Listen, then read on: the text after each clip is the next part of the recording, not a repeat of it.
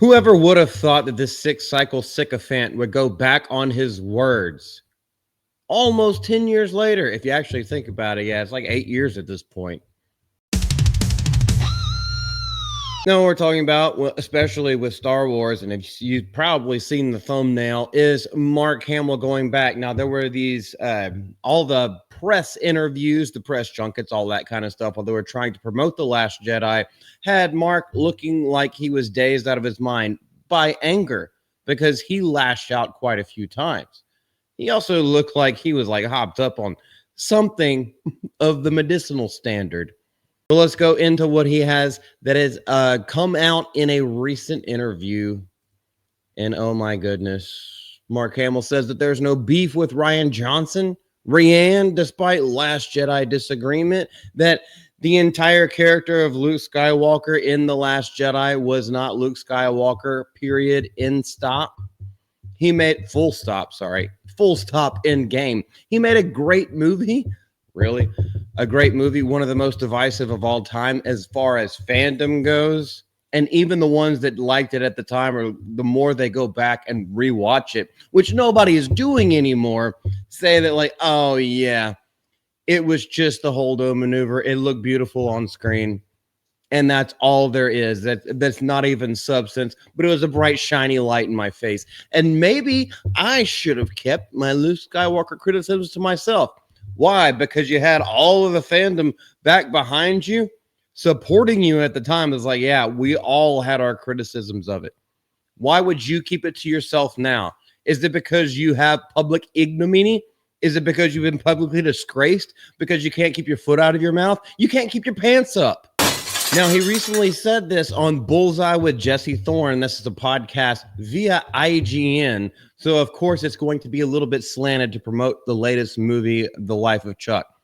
Well, at least he's still got some work and cleared up some of the confusion surrounding his thoughts on Rian Johnson's egg-headedly divisive Star Wars movie. Yes, subvert expectations just for the sake of subverting fucking expectations. How well does that work out for you? Hamill returned as Luke Skywalker in the film, although he was not the hero some fans remembered. What do you mean? No fan ever remembered him being that way. And even people who saw him in the expanded universe, he was never that kind of a character. So I don't know where the hell they're coming out with this, but they're trying to make him as if he's burying the hatchet, shall we say. This Luke was a miserable, hardened recluse living in self-imposed exile after his protege, Ben Solo, who is not an actual character, joined the dark side and became Kylo Ren. Luke blamed himself. And then Jar Jar Abrams just completely effed it up more and more. I wish this dog would just calm down. In interviews after The Last Jedi opened in theaters, Hamill was honest about not loving this direction Johnson took with his character. He told Comic Book at the time he still hadn't accepted what happened to Luke and opposed such a dark heel turn. So now we're bringing out wrestling terms. I will put my dark heel after I get a little sunburn, which is going to take a long time because I really don't burn. I just get redder and redder. I will give him some sweet chin music for coming out and like apologizing when at the time when all of this was happening in 2017 and 2016 leading up to the release of The Last Jedi, everyone was on your side and now you're turning tail, tucking tail and running. How is Blue Sky working out for you? I'd love to clear this up. Rian Johnson is one of the most gifted directors I've ever worked with. I mean, to be honest, George Lucas isn't that great of a director, but you did also work with, insert the guy's name here because I'm trying to stay on a roll and I can't remember his name. Ivan Kershner, who did Empire Strikes Back. One of the best directors, most gifted, by far the most gifted director for any of the movies that you've been. The fact that I went public with my dissatisfaction with the motivation for Luke becoming a suicidal hermit might have colored things, person of colored things, in a way that maybe I should have kept that to myself. But why would you do that? If you don't have something nice to say, don't say anything at all. Is that what you're trying to go through? Because that's what you tell kids, except you tried to have your own granddaughter coat hangered. I'll just put it that way. But I kept saying to Ryan, this would just make Luke double down even. Well, your class of the Jedi Academy were wiped out. I said, Ryan, I saw entire planets wiped out. If anything, Luke doubles down and hardens his resolve in the face of adversity. So that's all. Yes, because he went through the hero's journey. He became the hero. He became the paragon that we were always looking up to. When people used to talk about, they don't say it anymore, but when they used to talk about who is the best example of a hero that came from nothing, Luke Skywalker's in that top 5.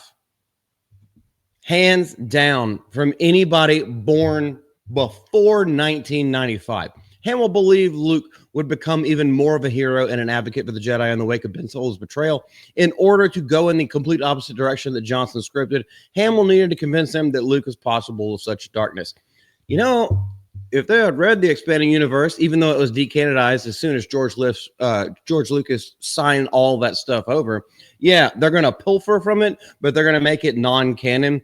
They would have realized there have been tons of Jedi in George Lucas's canon, not even the expanded universe canon, that have had instances with toying with the dark side